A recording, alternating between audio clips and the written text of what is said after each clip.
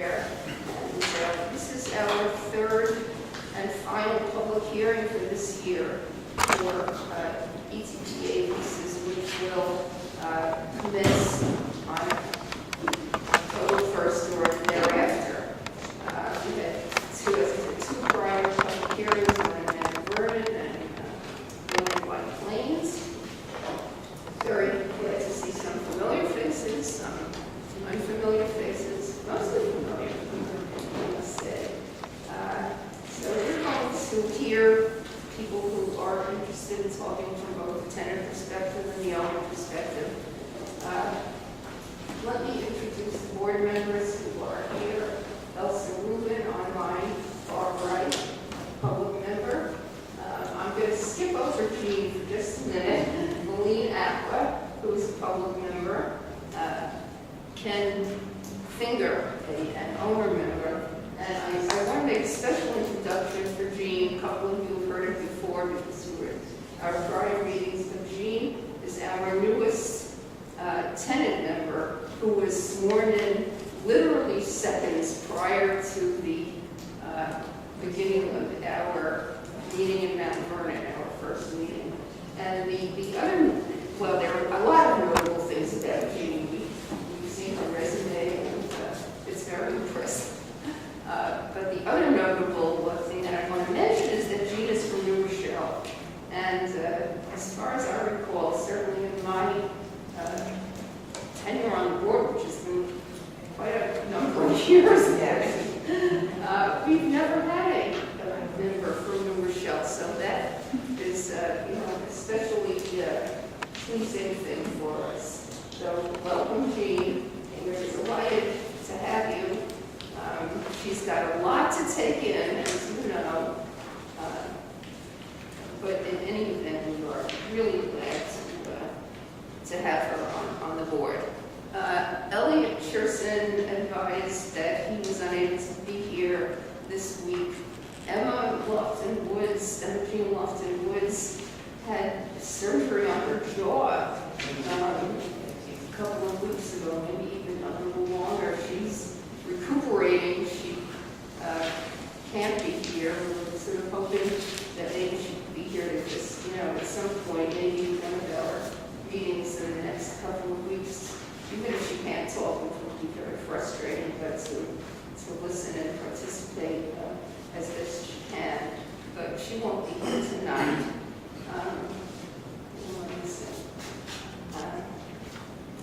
Well, of course, we're still missing one public member. Probably some of you may recall that. Eddie. Oh, Eddie. Yeah. He's missing someone. All right. Eddie May Barnes.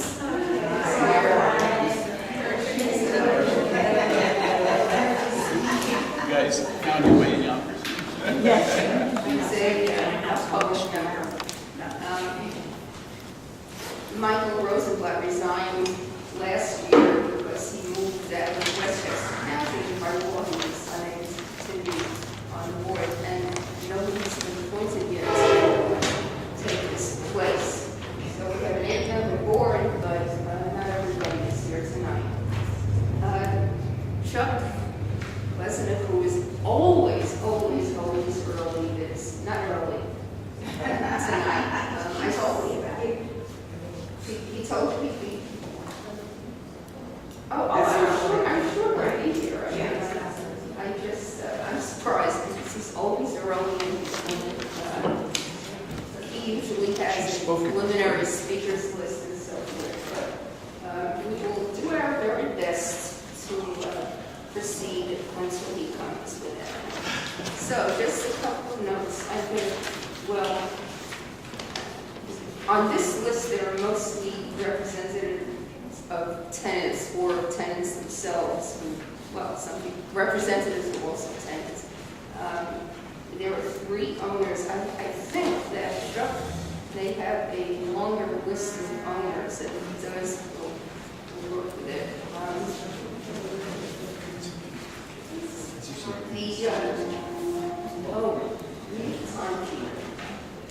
It's on here. Well, You have to stop it. All right. Probably, I'm sure there is someone here has a phone that has a stop. All right, I don't do it on my phone. But Ken will be our timekeeper. Individuals who are speaking have 3 minutes. Representatives of organizations, we give 5 minutes.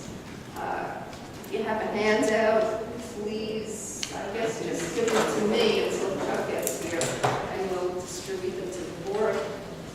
Don't sit down the minute you finish speaking, because board members may have questions or comments, and I think that's about it. So let's start with that. Well, we can turn it a little bit. It's a small room, but I actually don't know if the mic is working, and we don't have any mics. It's working. Yeah, it's working. Okay. Yeah. Well, why don't you just...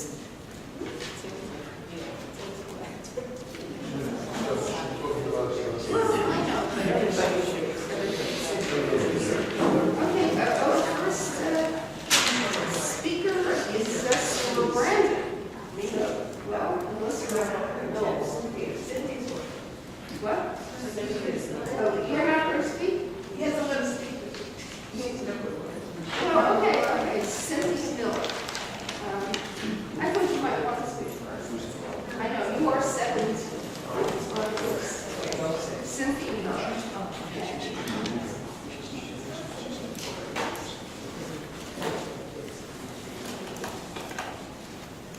Good evening, everybody. My name is Cynthia Miller. I live 300 North Broadway in Yonkers, and I am a tenant. I've been in my building 36 years, and I really just hope that we don't raise the rents. I realize rents have to be raised, and that, landlords need to get for whatever they have to do. But as a tenant, and as I do constituent service as well for Congressman Engel, and I realize that a lot of tenants, the rents are going higher, but the paychecks aren't. And as you become, as myself, a senior, it really gets to be rough when you're going to go into retirement. So I'm just hoping that there will be no raise, and if it's not 0, at least not 2. At least 2, but never 7%. Good night, thank you. Wait, just so much. Questions? Does anybody have any questions? Board members? Thank you. Thank you. Well, I don't think a public hearing has gone by without me forgetting to mention a couple of things. One of the most important is Howard Gresham, who's a familiar face to most of us, is here, our terrific court reporter. And the other thing I just want to mention quickly is if you don't see us taking copious notes, it's because Chuck Lesnick makes the transcripts of all of these hearings available to the board, so we can read them online or print them out if we need to. Anyway, it makes me feel uncomfortable to think that, people sitting and watching us may be looking, we're sitting here like this without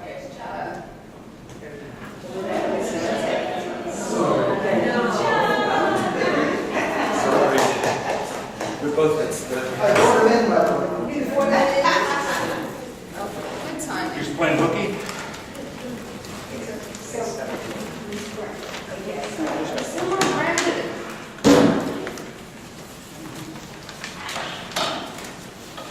Good evening. I'm here on behalf of Similar Realty. Even though I work for a state senator, I'm here with Cousins, and I also do constituent services. Since I didn't get her testimony, I decided I would write my own. So, good evening. Thank you for giving me the opportunity to speak before you this evening about the rent increases for many residents, tenants of Westchester County. I understand at these hearings the board must weigh points of views of both tenants and landlords. I understand that rent stabilization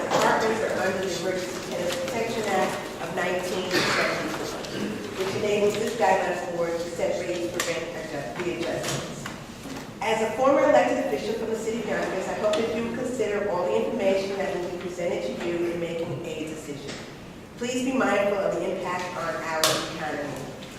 Currently, in the city of Yonkers, we are slowly losing housing opportunities for those who need it the most. Again, I ask that you consider all factors, including the MCI, net operating income for building owners, as well as the impact on working families and tenants. Thank you.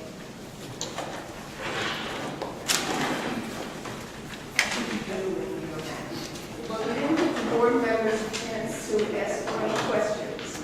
Oh, I'm sorry. You want to ask a question? Any questions?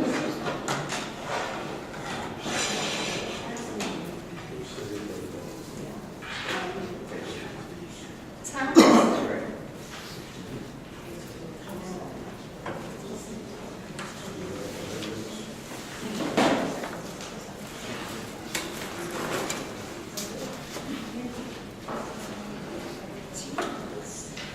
Good evening, once again, board members, advocates, and my fellow citizens. My name is Sandra Stewart, and I live in Mount Vernon. On this last evening of this year's hearing, I would like to take this opportunity to address some of the concerns raised by landlords and their advocates. It is unfortunate that these hearings bring out some of the more adversarial aspects of the landlord-tenant relationship, which really should be a more symbiotic one. Both landlords and tenants have a shared interest in the continued existence of decent, accessible, and affordable housing.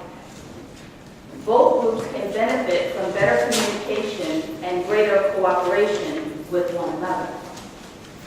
In this year's and past hearings, landlords have repeatedly expressed their frustration about rising costs, increased regulation, and what they perceive to be inadequate profits for their laborers. Owners have expressed their displeasure about long-time tenants who are not paying market rate rent, and their disagreement with the current system that gives succession rights to tenants' family members. I have heard small building owners plead for relief because they don't have frequent turnovers and their well-maintained buildings don't need lucrative MCIs. Landlords and their advocates have emphasized increasing costs for insurance, property taxes, repairs and the like, while playing down the DHCR statistics that demonstrate a trend of increasing profits despite increasing costs. Owners have rebuked the board for passing low rent increases over the past couple of years, claiming that this board is ignoring owners' substantive evidence in favor of the more anecdotal arguments often put forth by tenants. Believe me, I've been listening thoughtfully to these proceedings. In response to the preceding points, I offer the following for your consideration. 1. Landlords are not the only parties that are frustrated about rising costs and inadequate compensation. Working class people have been dealing with rising costs for food, healthcare, utilities, and other necessities while employers are demanding more and paying less. Tenants' mobility has become increasingly limited as Westchester rents have risen steadily over the past couple of decades. Many longtime tenants have essentially become trapped in their apartments because even if they do want to move, they can't find a new apartment that they can afford. 3. Unfortunately, many working class people can't afford to achieve the dream of home ownership, and we aren't in a position to pass on inherited wealth, such as family-owned buildings, to our children. For many, such tenants, a relatively affordable ETPA apartment is the only inheritance that they have to pass on to their children. 4. While I am far from unsympathetic to the challenges faced by owners of small buildings with infrequent turnover, I would suggest that they seek a legislative solution. It's really three minutes All right. plus, so you need to wrap it up. All right.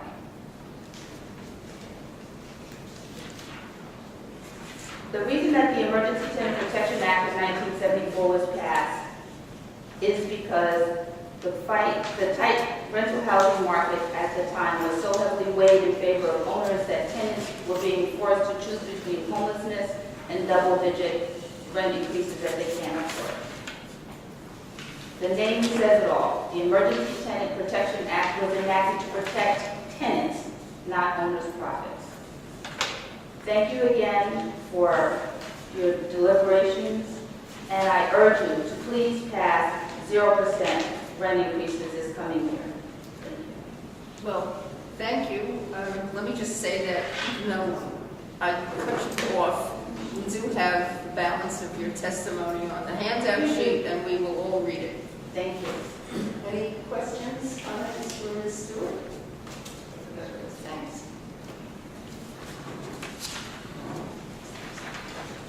Madam Chairman. Donna Cosenza.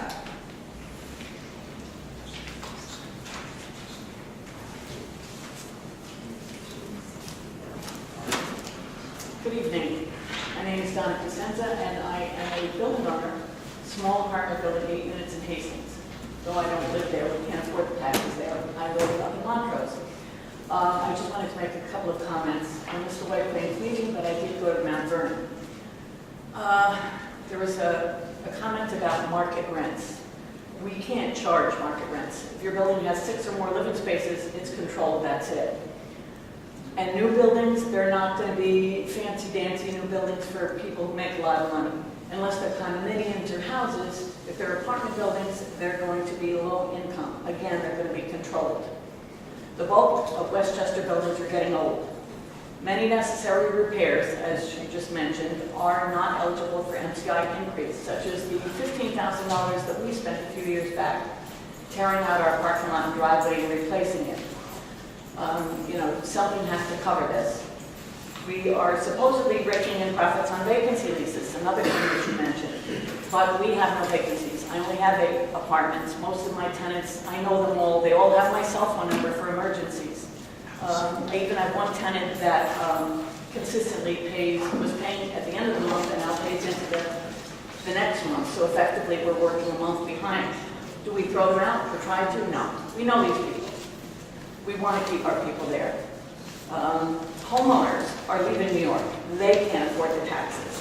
Part of their tax increase comes from the search robberies file because we don't get, either we get a small increase or like last year, a 0 increase. And we can't have that. We can't afford that. You public board members should feel that. And those, this is going to take screaming, but those who don't earn enough to pay their rent, they shouldn't assume that one job is going to cover their expenses. I've never worked one job. My husband has never worked one job, and we've taught our children that way as well. If you can't make it, you work harder. My husband and I will both be 64 this year, soon.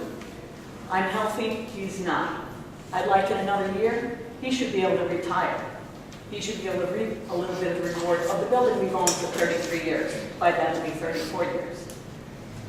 The Rent Guidelines Board is tasked with deciding on the percent of increase based on cost increase alone, nothing else. You have the results of the annual survey. The inflation rate for the last 12 months that I got online through April 17, 2017 is calculated to be 2.2%.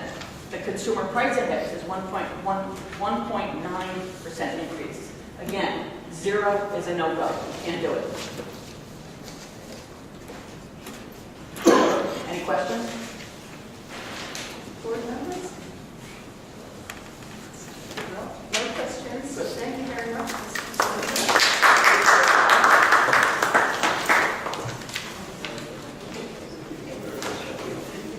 Gail Baxter?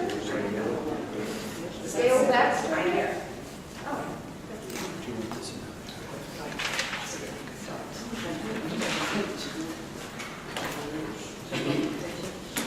Hi, I'm Gail Baxter. I've lived in my apartment at 678 Warburton Avenue for 46 years. The library will close at half an hour at 8 p.m. It doesn't affect us. We can keep going. Check out the first floor registration desk now. Also, keep in touch with the copiers with your adults. Okay. As I was saying, beginning with minute 1, I've lived where I've lived for 46 years. I am a retiree. I am 72 years old. After working 42 years, living in a rent-stabilized apartment, I considered myself living large. Now, like many seniors, certain seniors at my age, medical issues erupt. They've erupted for me. I had medical bills, and I've had the appropriate insurance, everything that's recommended, savings, everything. However, that's been wiped out by medical issues, and I would ask this board, you've been very kind over the years. This is not my first rodeo. I follow you between White Plains and here. Medical costs are soaring, and now with this latest repeal and replace, many seniors my age, everything is starting to look unwieldy. A zero increase or the minimum increase that you should consider should be based on environmental factors, national factors, and I would ask you to consider that for the many people who live in rent-stabilized units. Hold it for just a minute. Any board members have any questions or comments? Well, in that case, it was Same. Baxter. Thank you. Francesca Lorenz.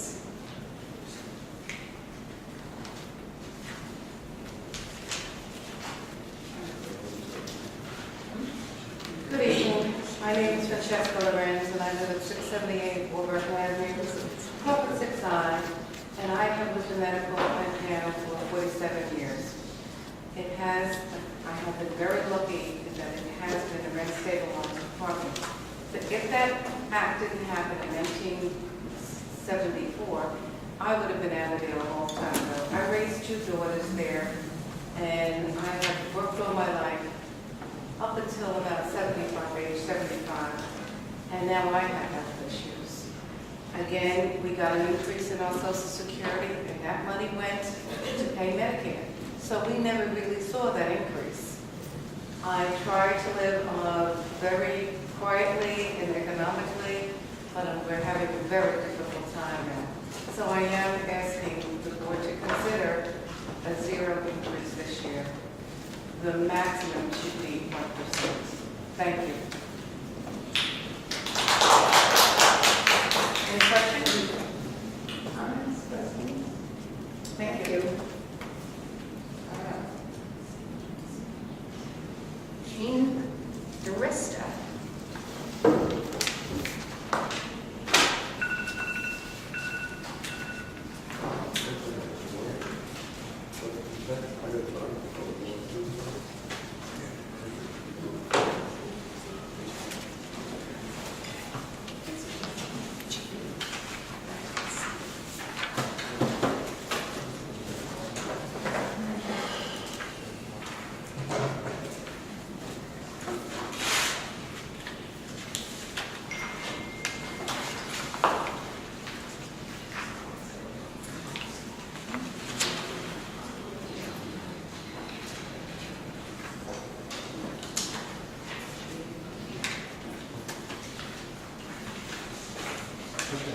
Good evening. My statement deals with the increasing negative effects the rent guideline board recent rent increases is having, not only on my bottom line, but also on my ability to effectively manage and improve the properties.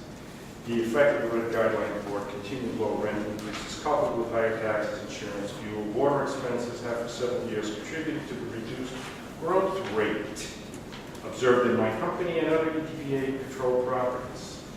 I did some mathematical analysis. I'm a mathematician. Using the rental property data obtained from the DHCR for years 2010 to 2016, I computed growth rate of the net cash flow before depreciation changes and gross rental income changes for comparison of EPA-controlled properties to other businesses.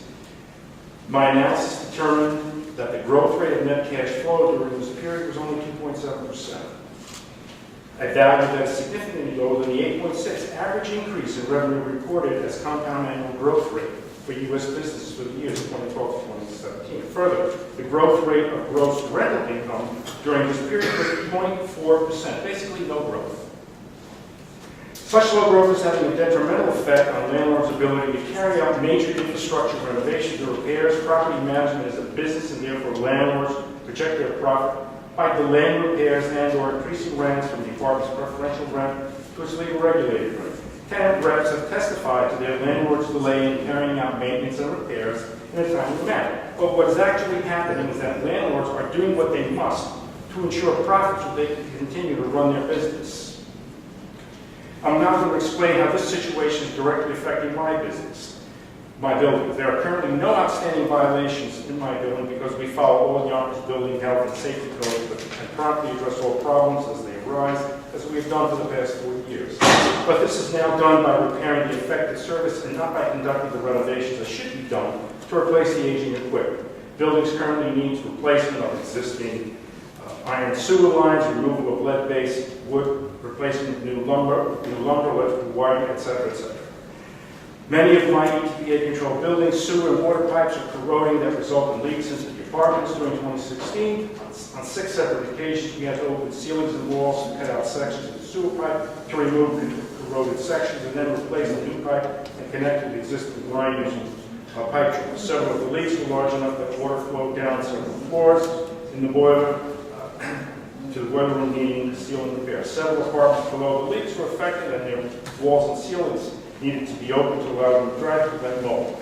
The affected walls and ceilings then needed repair, and painting these episodes required turning of the water. That is taking a toll on the tenants who consistently ask about the reason for the frequency of repairs and shortening the time interval for new occurrences. We've also had to replace an electric circuit within an apartment because of an electric wire insulation failure. We had a new file, MCI, to deal with infrastructure replacements. In 2017, we were able to get a rent increase for a new roof installed in 2015. Over 7 months were required before the MCI was approved. In addition to the time delay associated with the rent increases, CPR, an agency that provides assistance to several of our tenants, refused to pay the retroactive rent increase allowed by the agency. As you're aware, legislation is submitted in order to reduce the allowed MCI increases in Westchester from 15 to 6%. Should the proposal pass, it will force landlords to further increase their timeline to effect repairs by reducing the scope of their improvement projects. The net effect is that the building's infrastructure will continue to decline during the delays because financing major renovation without the expectation of a rent increase is not a viable financial option. I want to discuss another negative effect of low rent increases on the management of my buildings. We've always had tenants who can afford the rent and those with financial difficulties. Historically, each tenant's ability to pay was considered when we prepared the annual lease renewals. For some senior tenants who have been with us for many years, we have frequently agreed to accept a lower preferential rent than the legal rent, and it was our prerogative to include the allowed rent increase on the lease renewals or to offer them a lower increase or none at all. Now we're forced to increase the rent in accordance with the allowed RGP increase to all tenants, regardless of their financial situation, and we are being forced to increase all rents to the legal regulator. Finally, after listening to years of tenant testimony, here's the conclusion. No tenant willingly wants to pay more for rent unless compelled to do so, regardless of their means or the financial justification produced by landlords. This attitude is pervasive when dealing with our society's infrastructure needs. It's a irresponsible and increasingly dangerous attitude of not addressing the needs of our crumbling infrastructure is affecting all aspects of life in the United States. Consider the recent problems with Amtrak and Penn Station, its aging rail tracks, the MTA with its old switching system, leaking water mains and gas pipes, etc. Securing funds to pay for the profits of projects is a major factor in delays, but delaying the work increases costs to effect replacement and causes worse delays and inconvenience to users of the equipment. The same scenario is being played out in older housing and its infrastructure, which provides a large percentage of the ETPA housing. Replacement of their aging systems must be allowed to proceed, which requires funding derived from annual rent increases. Landlords are asking for the Rent Guideline Board to provide adequate annual increases to do the needed repairs and replacement of aging infrastructure within the EPA-controlled buildings. Thank you. Thank you, Mr. Durresti. I have a question. Mr. Durresti, thank you. I'm looking, I'm addressing this, the audience doesn't have this, but I think we do. You have a chart on the Yes. third page. I have no clue what that chart means. Okay. Not surprised. First of all, can you explain the terms you use in terms of gross income and net cash flow changes? And then can you explain what the chart means? Okay. This is a complex analysis that involves a combination of statistical analysis and calculus. And what? Calculus. It's an advanced math analysis. No, All right. I remember what calculus was, Good. We should all understand which I found. All right, so here's what's happening. According to the DHCR paperwork that was given to me by Mr. Hanley, I looked at the numbers in the gross income category and net cash flow, which is basically the income is what you take in, and net cash flow is what you ultimately have to spend. Now, a business grows on the basis of an increase in its cash flow year to year. Okay? And so, what you see in the net cash flow, that's the topmost figure, the one that looks like a sine wave, goes up and down and up and down. That's the net cash flow. Okay? And Is that the one that says gross income? yeah, it's not the stippled one. The stippled one is the linear regression line that is takes a weighted average of that data set. Okay? And then, again, these are numbers that are present in the DHCR documentation from the years 2010 to 2016. It's your numbers. I use your numbers. Now, so you have a linear regression, a statistical analysis that says what is the actual average if you're looking to do a comparison with other businesses. Now, the line below it, the heavier line, which is moving it all, that's the gross income. That's the total income. And we're looking at changes year to year. And that's almost a flat line.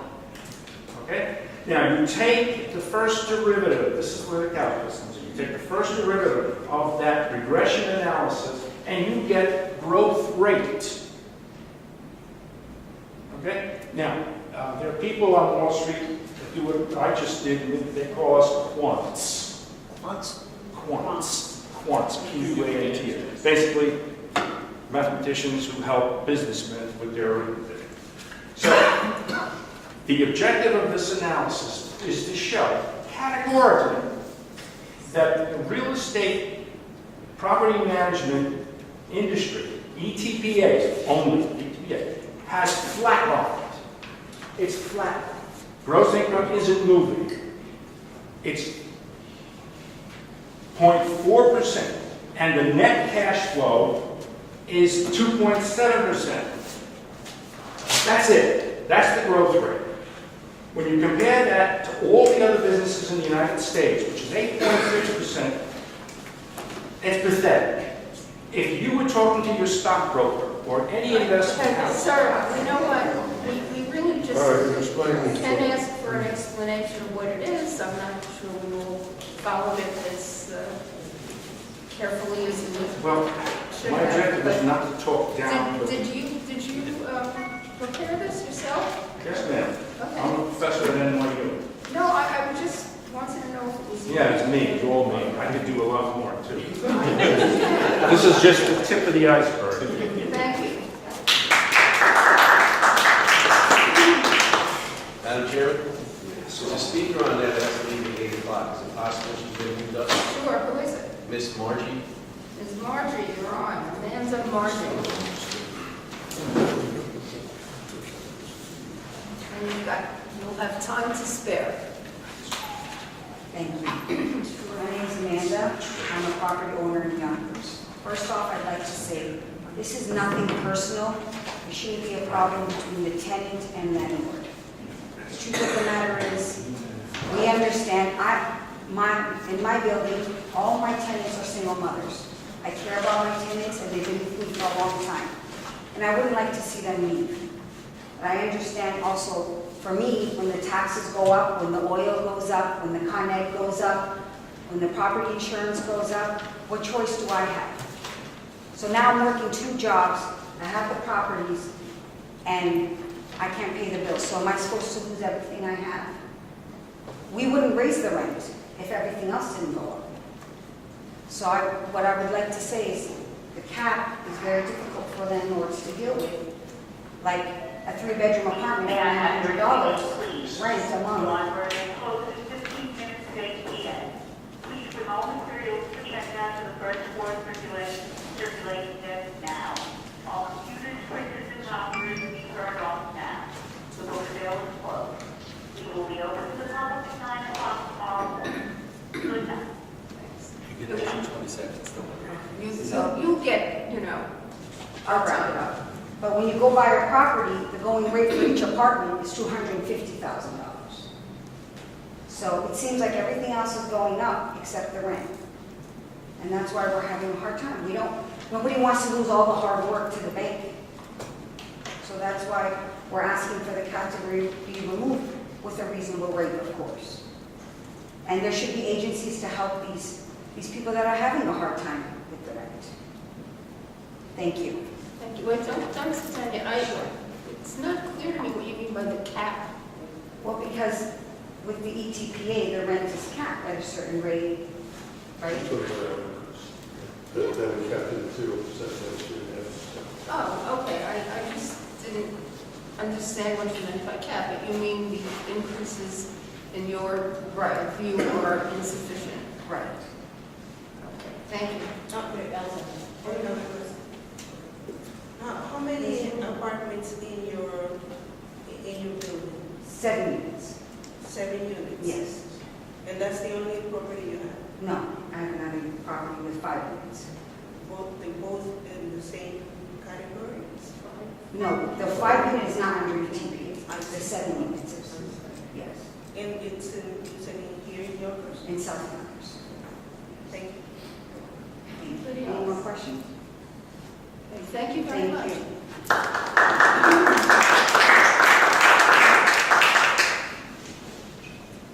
Rachel Estrada, here, I can't see anything.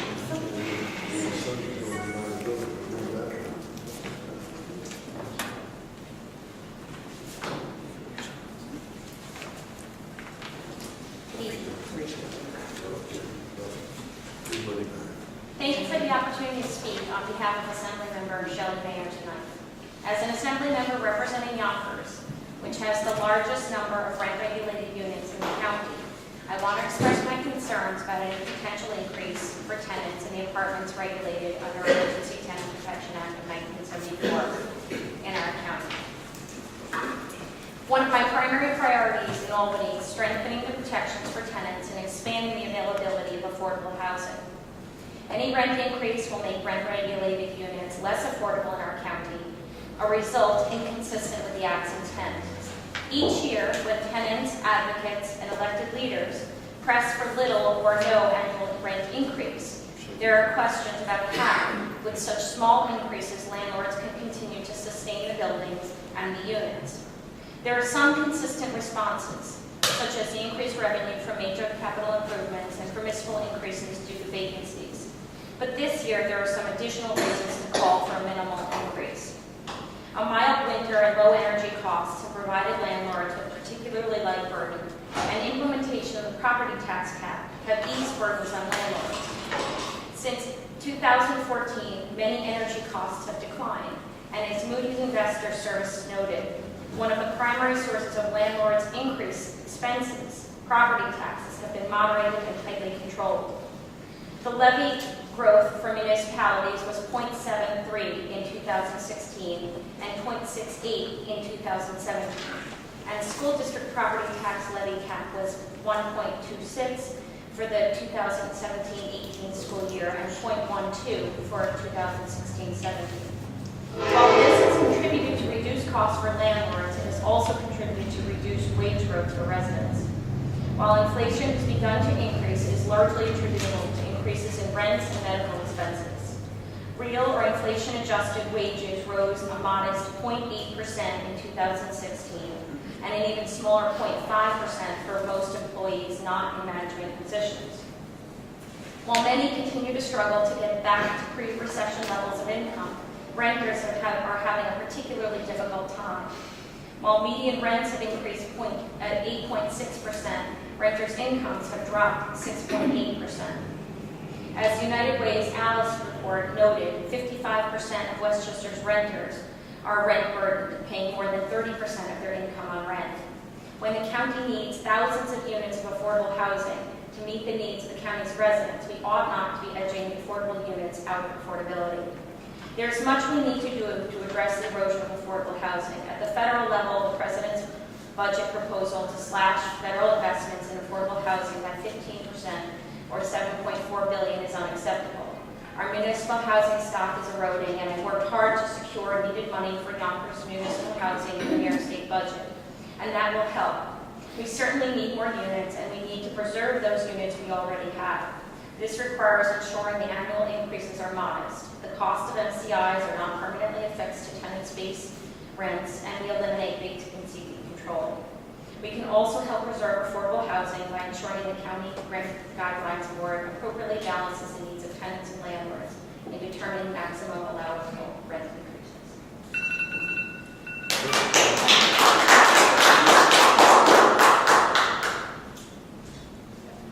Board members? Comments, questions? Thank you very much, Mrs. Thank you.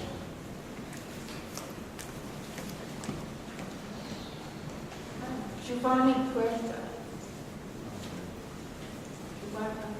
Giovanni Puerta, is he here? Not here. Excuse me?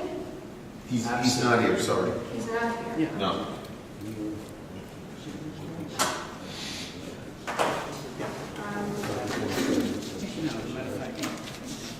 Lloyd Roberts.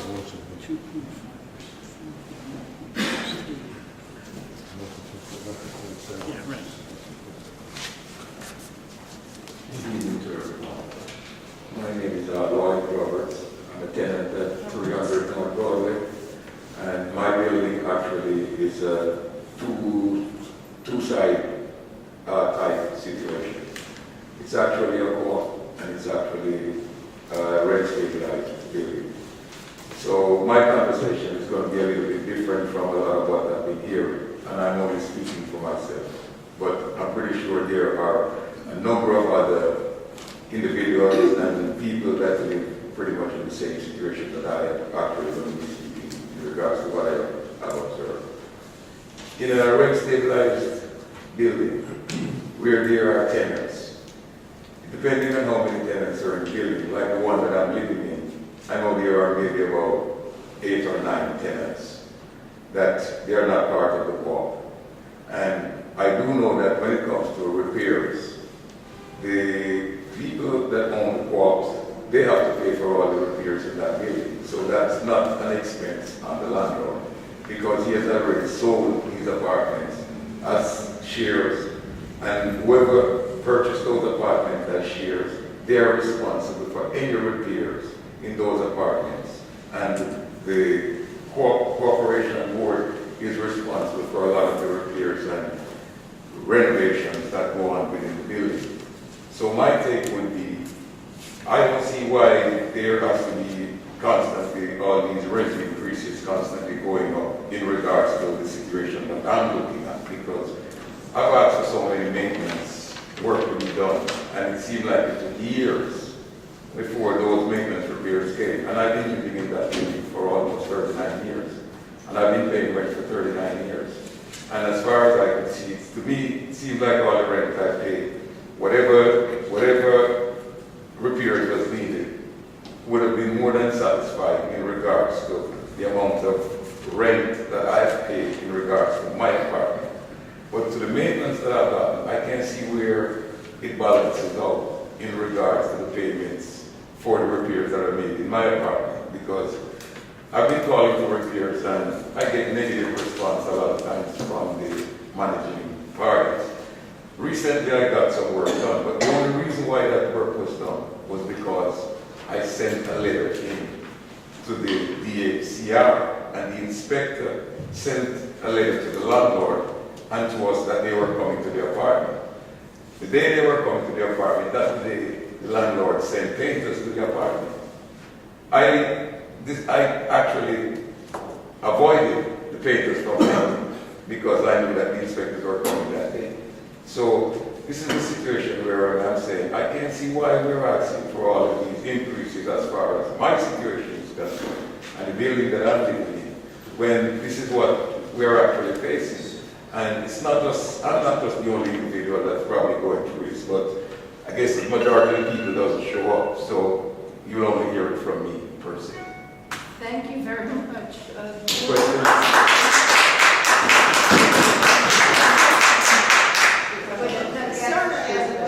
Mr. Roberts, Mr. Roberts.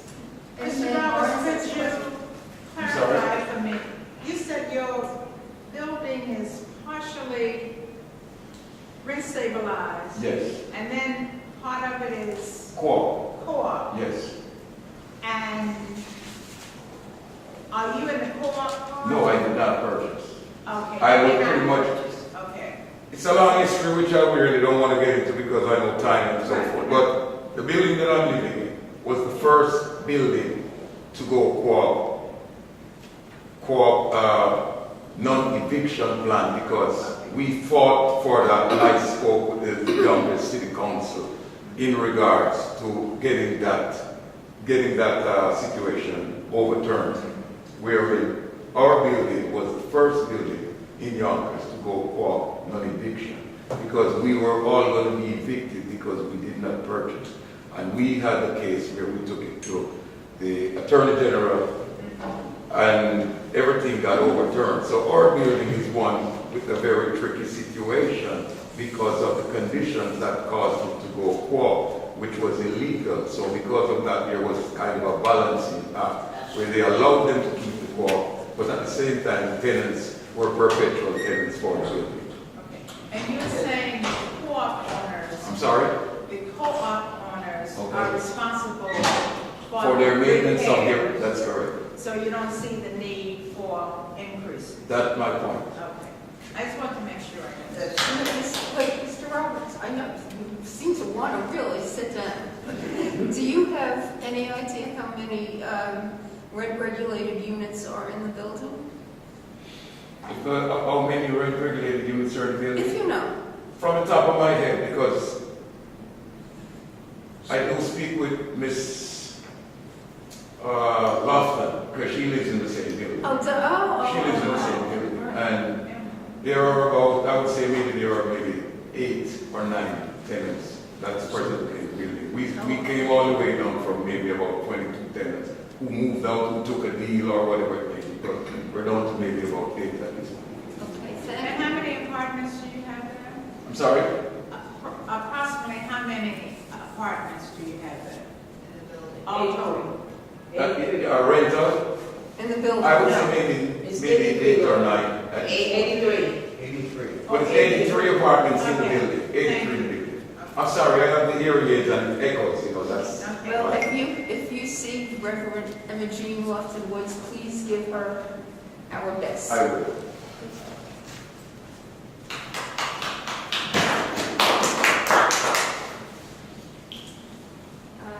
Okay. Dennis Hamray.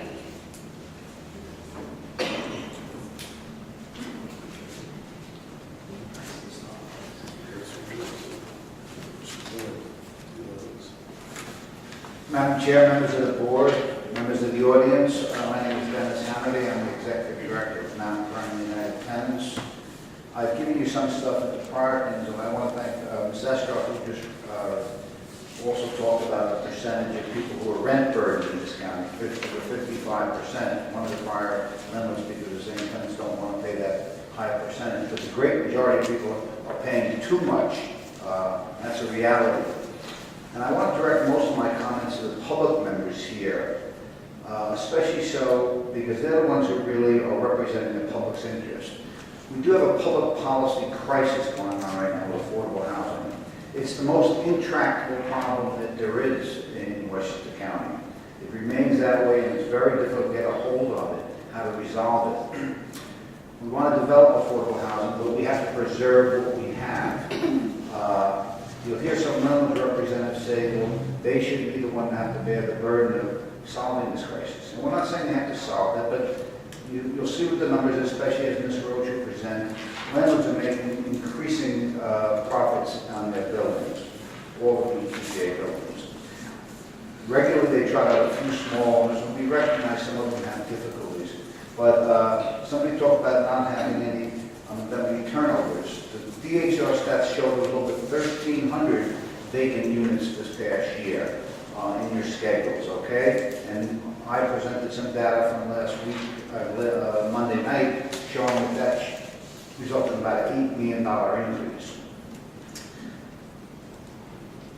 We also have to talk about, and it's not reflected in the numbers, how much money they make on the high rent vacancy decontrol. Last year, according to your schedules, 238 units became exempt because of high rent vacancy decontrol. That means they got over $2,500. So think about that. In the last 3 years, nearly 1,000 units have been decontrolled by that same mechanism. So you have to think about the money that's coming in along those lines.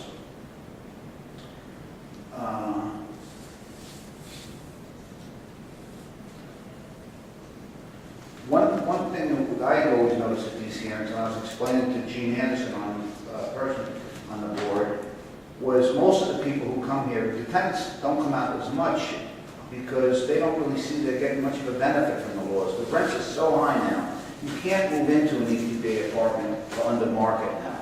I think the landlords have won this argument over the years. They've consistently argued about market rents. We have to remember, you guys are making determinations based upon the Emergency Tenant Protection Act. It's an emergency law. It's based upon a housing emergency. We have the emergency tenant protection because the market doesn't work in housing. We have to have these, and to have some level of affordability in Ireland. Sure, the rents in the ETBA apartments traditionally have been a little bit, or sometimes a lot lower than a regular market.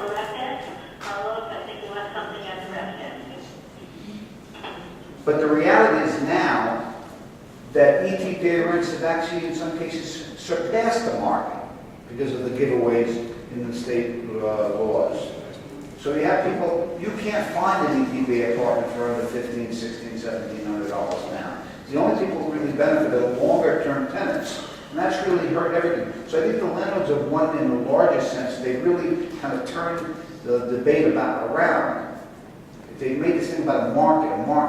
The market is not always the solution to things, and clearly is not in rental housing. We've seen the damage it's done. I deal with that damage day in, day out in my office, and I said I've invited any one of the board members to come and see.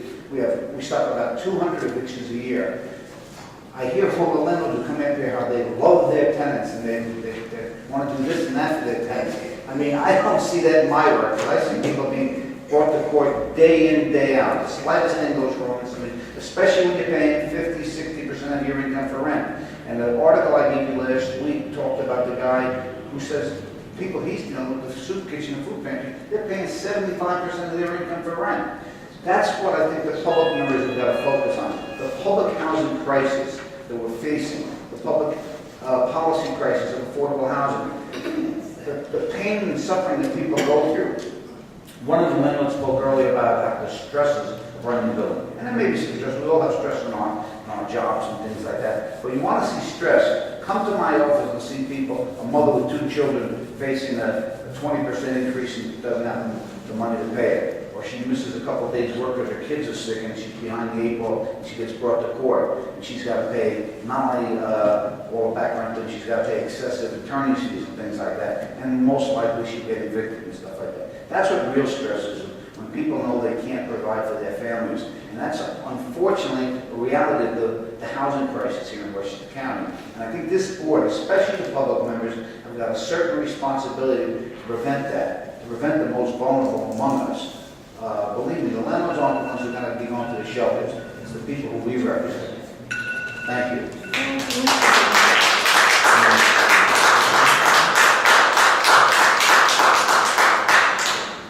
Any comments, questions, or Mr. Henry? Thank you. Thank you.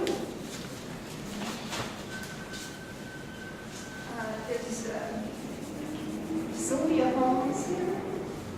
Yes. You're on. Wait. I can't hear you. I was handing my minutes over to someone else. She's voting right on. All right.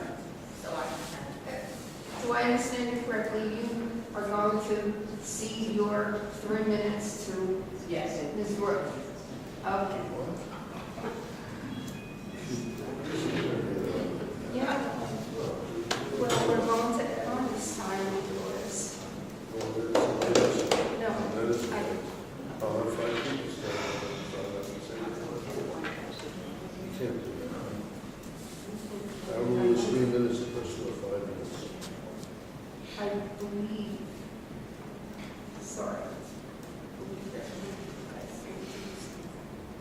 Albert Annunziata?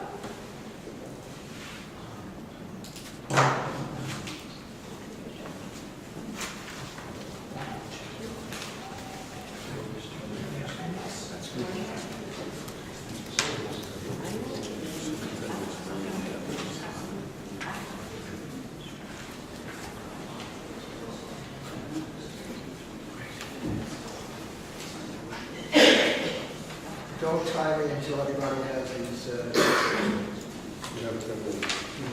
I'm withdrawing that. I can see in the screen presentation.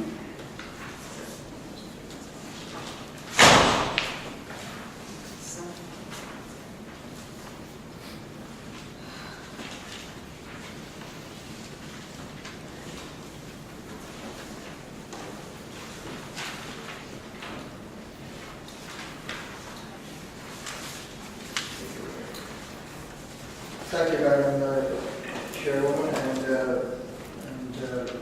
members of the Rent Guidelines Board. My name is Albert Annunziata. I'm Executive Director of the Building and Realty Institute. There are a couple of things I would like to address, but I would just like to say that I've had the pleasure, because she's such an eloquent speaker and a sincere speaker, of hearing Ms. Pamela Stewart speak it. I wasn't able to make my native Mount Vernon's hearing, but I've heard you at the other two hearings, including tonight. You talked about, unfortunately, the acrimony between landlords and tenants. And I must say that outside of Mr. Hanratty's comments tonight, I've heard no acrimony on the part of either tenants or landlords. It was, I think, a very honest discussion. But Dennis, as eloquent as he is, our stress is more than your stress.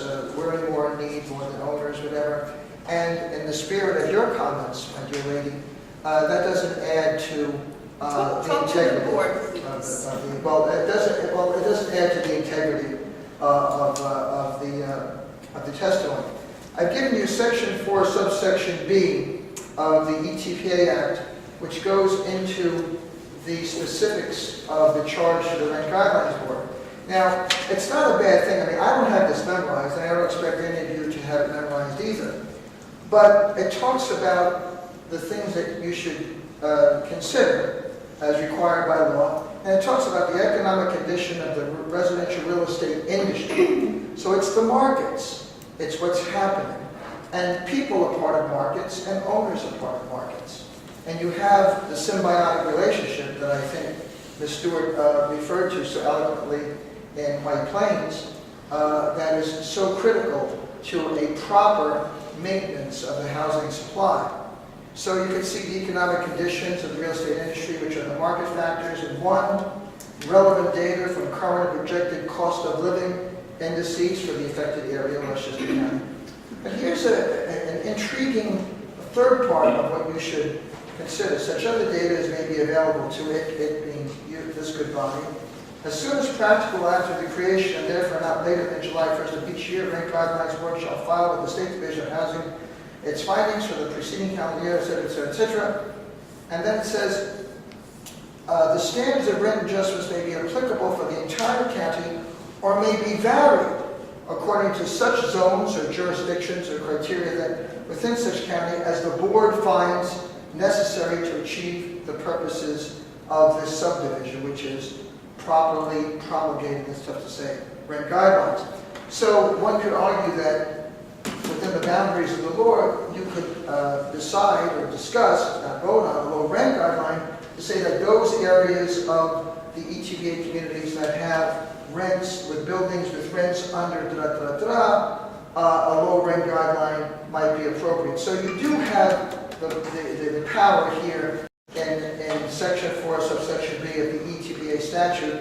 And I think this is a wonderful thing just to kind of keep the ship on course, because there are a lot of things going on.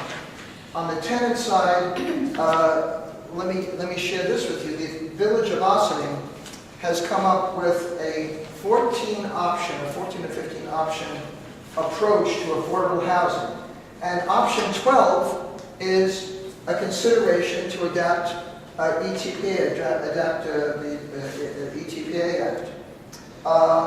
And what you see are a very good and honest pros and cons to the ETPA argument in the Village of Ossining. The Village of Ossining is kind of a microcosm of the county. They have an affordable housing crisis. They've hired this excellent firm, Kevin Dwork, out of New York City, to look at it.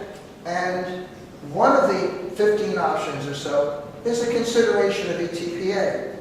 But what it doesn't mention under the cons is that there are a whole host of things that basically lock people in place through succession.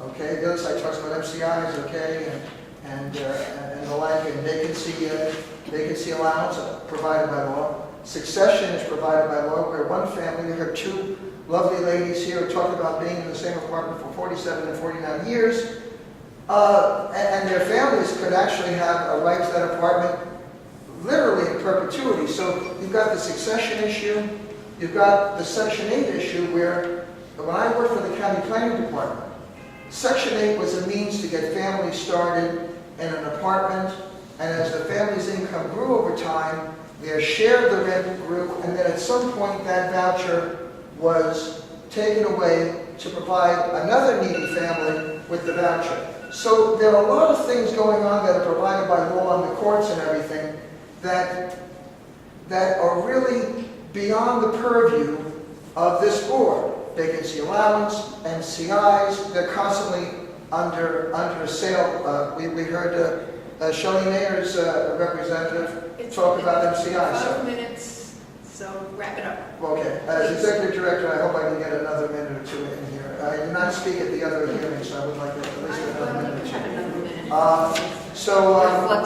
So anyway, so I ask you that a lot of this other talk is really, it's really part of a very complex picture. I don't want to say it's irrelevant, but on the tenant side, there are people, yes, there are people who struggle, and there is a whole host of law and body of law, and a whole host of programs that are available to help the tenant. On the landlord side, yes, they have MCIs, which are constantly being assailed by the state. In fact, all MCIs that have been approved in the past have now been undergoing the re-scrutiny and sometimes even rescinded by the governor's new unit that is going after owners who have been approved MCIs but now have to come up with maybe more documentation, whatever. And we have those examples. Finally, in the stats that Mr. Hanratty handed out, it's interesting that the overall vacancy rate is 6%. And what municipalities are required by the ETPA law is to periodically survey their housing, all housing, and come up with a vacancy rate to see if there is a continuation of the housing emergency 5% or under, I think it is. So this 6% would indicate that if municipalities complied with the law, that there might be areas in Westchester County where the vacancy rate might be above 5%. So it's a very complex picture. I ask you to look at both sides. No one's pain is greater than anyone else's pain because it's a symbiotic relationship, and owners own the buildings. They provide a public service in providing the housing that 25, 26, 27, 30,000 units in the county are provided for affordable housing. So I ask you to consider the whole picture and try to block out the things that you cannot change and address the things that ETPA statute says you should be looking at. Thank you very much. The longest sentence. May I say, Mrs. Morgenstern, I'm sorry, every once in a while I lapse into my JFK. Any questions? Board members? After all that effort, no questions at all? I have a question. Oh, you forgot? I forgot it. I made that much of an impression on You always make it. you. Well, that's very sweet of you. Thank you. Okay, before I call Ms. Roach, I just want to point something out. It is very unusual, possibly even unprecedented, for us to allow a speaker to cede minutes to another speaker. But I think a number of circumstances have kind of conspired to make it appropriate in this case, and that's why I am allowing it. Emma Jean Lofton was one of our tenant board members unavailable and will probably be so in the next, for the next meetings. We have another tenant board member who was just appointed. She's brand new. She really should have an opportunity to hear as much as possible from each side, so to speak. And from Genevieve Roche, as I'm sure just about everybody in this room knows, she's a former board member. We've all heard her speak at length, and she provides, from the tenant's perspective, very helpful information to the board members, as do the owner representatives who speak on behalf of their organizations, which is why we are going to permit Ms. Roche to have more time than she would ordinarily have by allowing a person on the speaker's list, somewhere in the middle of the list actually, to give her minutes to Ms. Roche. I don't intend it to be a precedent-setting event, and I hope that nobody in this room thinks that it is. It's just because of the various circumstances that come together. So that being said, Genevieve Roche, you're up.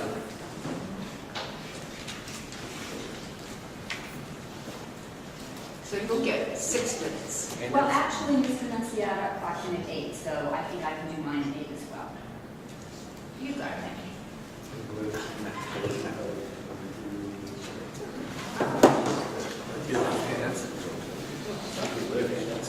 Yes, it is.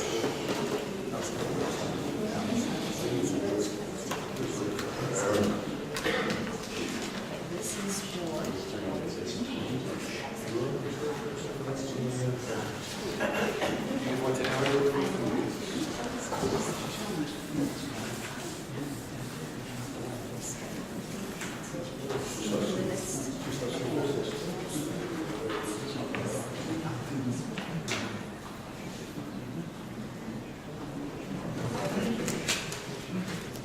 We're waiting.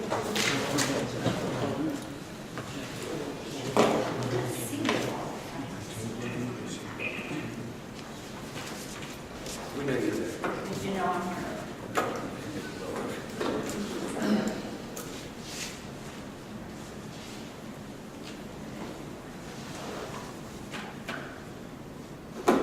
Madam Chairwoman, members of the board, my name is Genevieve Harris Roach, and I'm speaking tonight on behalf of the Mount Vernon United Tenants.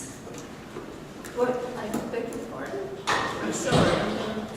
Are you a representative of the Mount Vernon? I'm a member. We have one speaker. All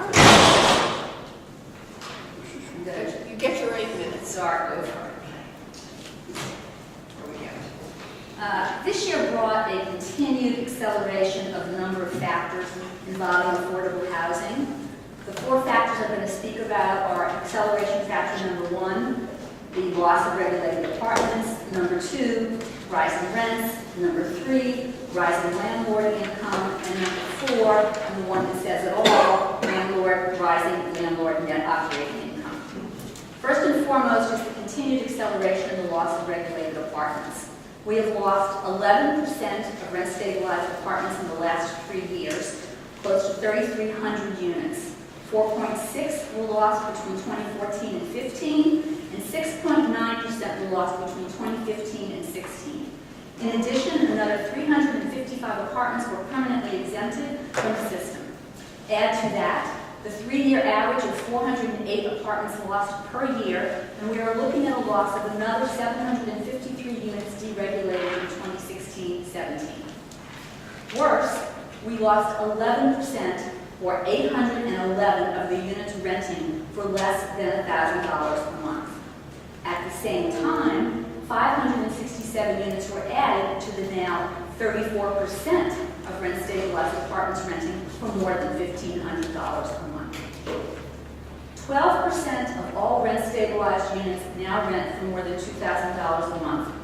Those 3,087 units are 15% more units than last year, meaning that those 3,000 plus units, more than 1 in 10, are just one vacancy away from being controlled, which will further accelerate the loss of regulated units. Acceleration factor number 2, rising rents. While worker real wages remain stagnant, rents are accelerating. New York has the 5th highest housing wage in the United States, and Westchester County's housing wage has risen $4 in 1 year to $32.81 an hour, which equates to 3.4 full-time jobs at minimum wage to afford a fair market value 2-bedroom monthly rent of $1,706, which would require an income of $68,000 a year.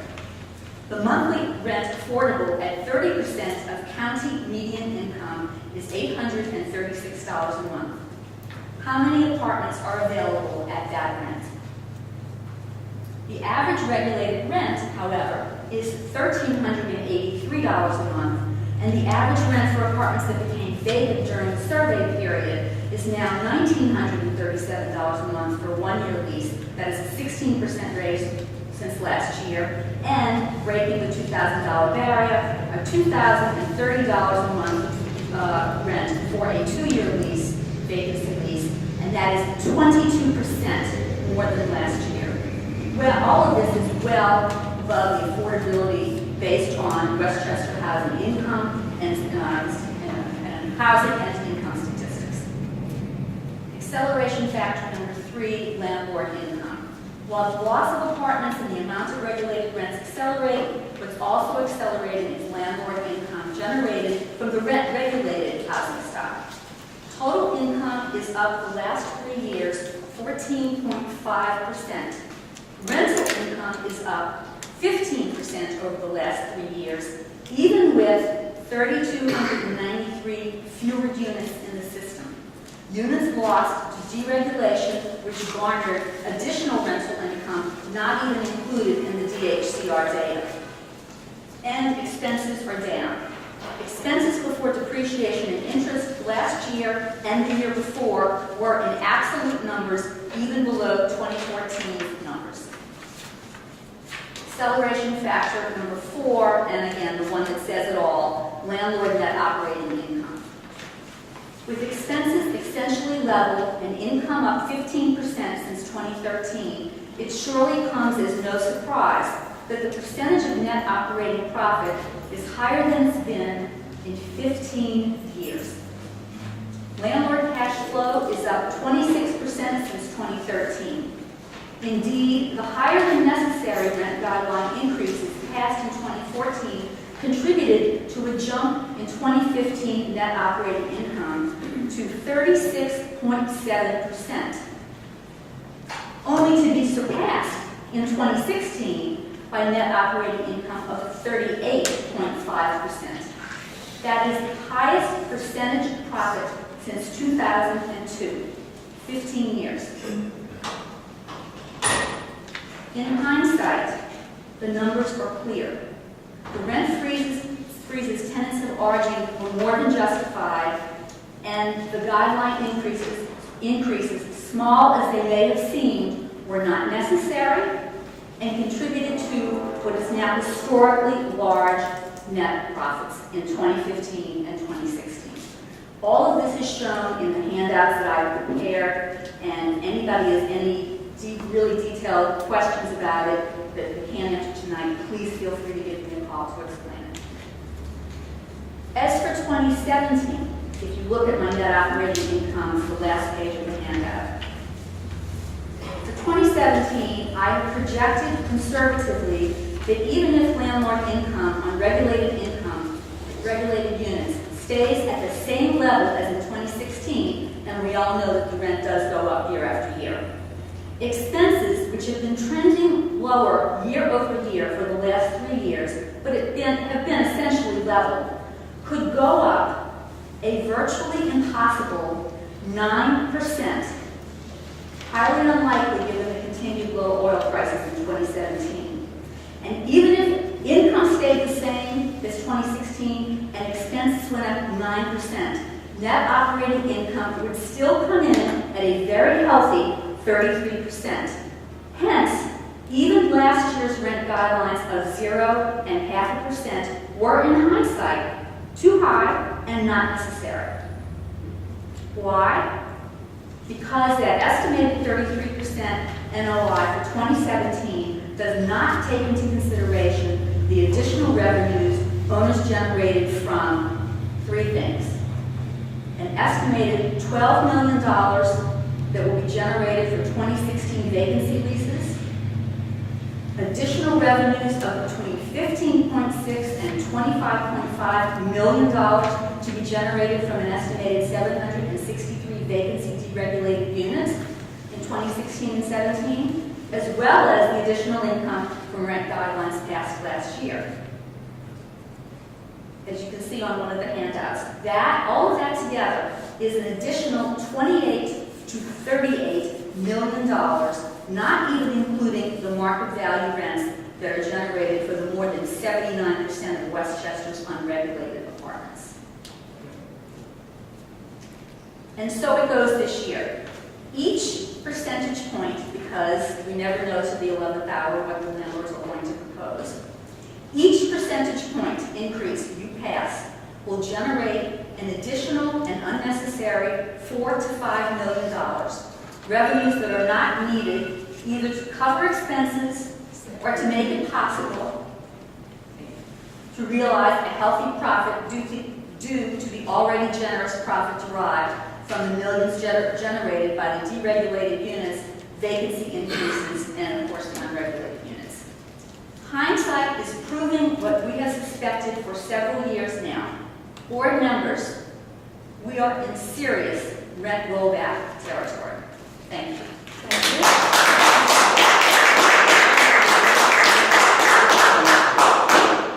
Don't leave just yet. Any questions or comments from the board? I should add that I will email you copies of my comments, which I didn't have a chance to make copies of tonight. And why don't you email them to Chuck? He will email that to Chuck. And then also there was additional demographic information in my speech, which obviously I can get to. Anything you want to provide for the board members, get it to Chuck, and he will get it to us. Great. Thank you very much. Thank you very much. And last but not least, Ken Nilsson.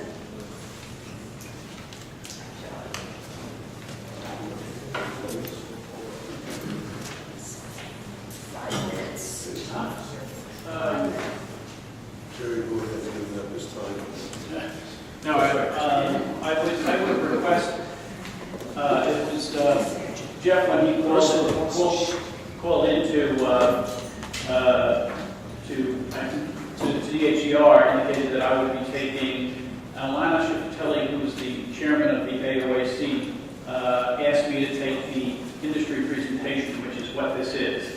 So it shouldn't be limited certainly to 5 minutes. It's limited. Ms. Shifatelli is not here. She's not on my list. But it was on, Jeff, when you called into the DHCR, you indicated that this would be the industry presentation. So she just start talking, and you know, if you have a couple, a minute or two over in 5 minutes. What was that? I don't know. Okay. Is it on? Yes. Okay. You're not getting her minutes. Thank you for the opportunity to speak. We are landlords supplying affordable housing. Without us, the choice are housing projects or other subsidized buildings. The only non-subsidized housing being built is luxury housing. So it's in the best interest of tenants living in our properties to treat us reasonably and for you. And I think that was one of the things that I think Dennis Hanratty and I agree on, which is we are affordable housing and we should maintain that affordable housing stock. But as I'll say in my presentation, it's important that we have sufficient income to be able to maintain the buildings. All of these buildings are older. We have some buildings that are over 100 years old. Many of them are 75 years old, and they require major investments. To do that, we need real money. So what I want to do is go down the category, which you see on my printout there in terms of the categories that are in your the statistical information that the HCR gives. One of them is income. It says it's up by 2.4%. So my objective here is trying to explain the numbers from someone who deals with this stuff every day. It's not necessarily caused by higher rents, but by lower vacancies. Basically, the vacancy rate, I don't know where somebody came up with 6%, is ludicrous. Right now, the vacancy rate is so low that it may be closer to like 1%. And that's why the income is going up, not because the rents went up so much.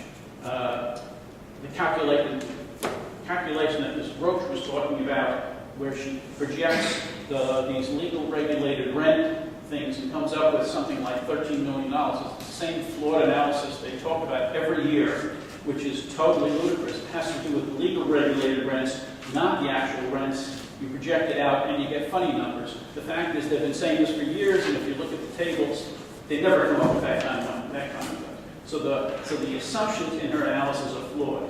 In addition to that, in her analysis, she said that the deregulated rents, the deregulated apartments, somehow were excluded from the numbers. It's not. The deregulated apartments, if they're paying higher rents, they're included in the statistics because we put all of the income from all of the apartments in the building, not just the regulated apartments. Okay. Second thing is fuel and utilities. The reduction in fuel is misleading because what's happened is that landlords are shifting from oil to gas. And so some of those reductions in fuel have been shifting to the utilities column. And the utilities column is up by 6.3%. So it doesn't mean that fuel cost, the fuel like oil cost have reduced, but the fact that a lot of people are not using oil. So it's misleading. In addition to that, the utilities column, water has continued to increase. In Yonkers, the cost of water has increased more than 300% in 10 years. Payroll, that's up 2.9%, and the increase in labor costs is exceeding inflation. One of the points that someone made before is about medical insurance. Well, it's affecting us too. The medical insurance we provide for our people, we've got a projection that our medical costs for the people that work for us may go up by 16% next year. That's a cost that we have to carry. Real estate taxes. Ms. Estridge mentioned some ridiculous number about the real estate costs, and it show on the tables that it said that the real estate costs leveled off from last year to this year, which I find incredible. I think the DHCR should look at those numbers because when I look at ours for looking county tax and city tax, that the overall cost went up by 2% in real terms. The city increase for taxes for last year was 2.54% for the taxes and 1.68% for the schools. It averaged out to 2%. So where these numbers came from is a mystery, except what happened last year. If you look at the tables for 2015, there was a big tax payment, a certiorari payment of $1.6 billion. What that tells me is that the properties, the assessed value decreased. Since the assessed value decreased, then their tax is going to be lower this year. And the only reason why you're getting a lower tax assessment is because of the increases that have been so low in the last few years that the value of the properties are declining. Third is insurance. It's been talked about before. There's a table show a 1.4% increase in 2015-16, a 6.9% in 2014 and 15. Jason Ciano testified that the insurance costs have increased 29% in the last 5 years. Repairs and maintenance. This is an important figure. It shows that the landlords are spending to maintain the buildings. As I mentioned before, our company has 2 buildings that are over 100 years old, a number of others that are over 75 years old. They can provide affordable housing if the guideline board provides reasonable increases that allow proper maintenance and replacement of major systems. It is much cheaper to maintain solid buildings with good bones than to build new buildings. A new building, even if they may cost $400,000 a unit. If you run the numbers, you can't charge affordable rents for that. It's best to keep the existing housing stock in place. Interest rates, it shows that they increased by 7.3% in 2015-16. The Federal Reserve is planning to increase short-term interest rates. Since many apartment buildings are financed with 5-year mortgages, the interest rates on mortgages are going to increase. As these become, the 5-year periods become end, it's going to be refinanced and they're going to be at higher rates. Depreciation. In some of the calculations that have been talked about, cash flow, they ignore depreciation. This is a real cost. In many cases, the cost of conversion to gas, major capital improvements, and new equipment are reflected in depreciation, not in the maintenance costs. So it's a real cost that cannot be ignored. Setting, the last page is setting the guideline increase. Setting only a percentage guideline increase increases the disparity in rents. A 4% increase to a $1,400 apartment equals $56. A 4% increase to a $700 apartment equals $28 for the same apartment. Is this right? Set a fixed minimum increase along with a percentage increase. Tenants with low rents are not necessarily poor. They have just been in the apartment for a long time. Some say this is a poor tax. Genuinely poor tenants. Sorry, you've got to wrap it up. That was Okay, 8 you minutes. see where I am? I'm almost there. Genuinely poor tenants often have Section 8 or SCREE or other government subsidies. We have some tenants paying rent that's half the market with 3 nice cars because they park in on a parking lot, we know. So where are we? Inflation now is 2% is what they're talking about. The PIOC for New York City, which is the price index of operating costs for New York City from last year to this year, is 6.2%. The core PIOC without fuel, which is always fluctuating up and down, is 4.5%. Okay. Got to stop. Yeah. Okay. And the price index for rent stabilized buildings is projected to increase 4.4% in the next year. Thank you. Thank you. Don't sit down yet. I have a question. Please. You talked about owners who are converting from oil to gas heat. Yes. Is that considered a major capital improvement? Usually, only if you change the whole boiler, then the DHR has rules on this stuff. I'm sure they do. If you can do it without changing the boiler, then you don't get an MCI increase. If you change the entire boiler just to get a conversion, then it may qualify for a major capital improvement. In some cases, when I've done it, because I've done it in all of my buildings, is we've just been able to change the burner itself, do some gas piping, and that did not qualify for an MCI. Thank you. Anybody? Questions? Comments? Thank you very much. Okay. Thank you, Mr. Thank you.